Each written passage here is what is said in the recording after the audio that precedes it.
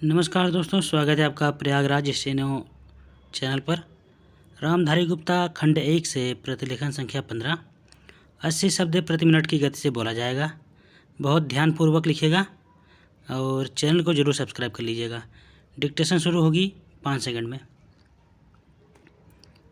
Ready, start. अध्यक्ष जी, किसी भी देश की विदेश नीति अपने में कोई स्वतंत्र नीति नहीं होती, वरन वह किसी देश की आंतरिक नीति को स्पष्ट करती है।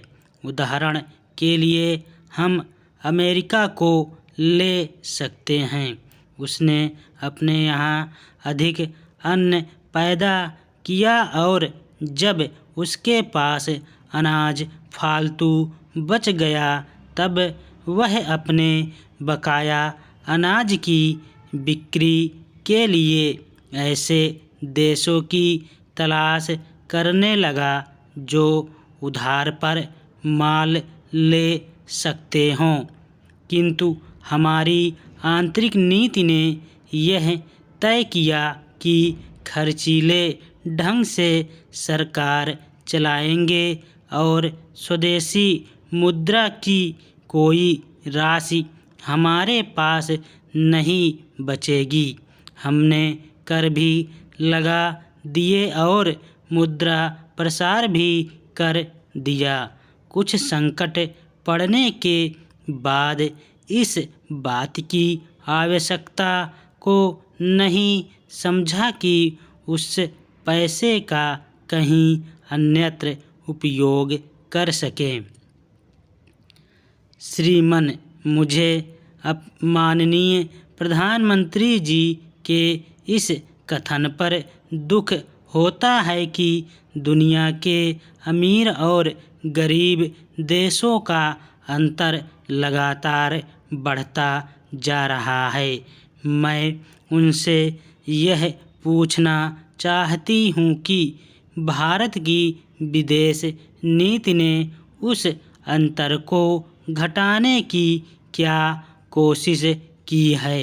क्या भारत सरकार ने कभी दुनिया की पंचायत में यह कहने की हिम्मत की है कि बालिग मताधिकार के आधार पर यूएनओ का चुनाव होकर एक संसद बनाई जाए?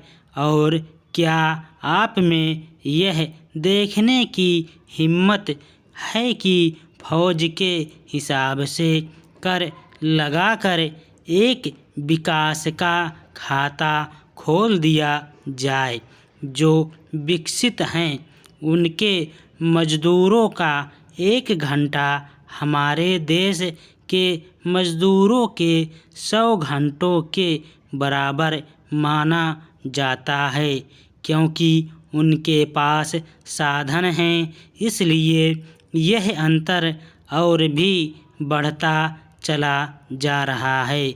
किसी देश के अंदर आंतरिक नीति में अमीरी और गरीबी का अंतर बढ़ता चला जा रहा हो और वह दुनिया के देशों में विद्यमान अमीरी और गरीबी के इस अभिशाप को समाप्त करेगा, यह समझ में आने वाली बात नहीं है। अब मैं आपका ध्यान एक और बात की ओर दिलाना चाहती हूँ। पूर्वी जर्मनी को मान्यता देते हमें परेशानी होती है, इसलिए कि शायद पश्चिमी जर्मनी को बुरा लगे। लेकिन पश्चिमी जर्मनी ने तो अपनी रक्षा का भार दूसरों पर छोड़ दिया है। उसने अपनी पूरी शक्ति इस बात पर लगा दी है कि अधिक से अधिक उत्पादन किया जाए।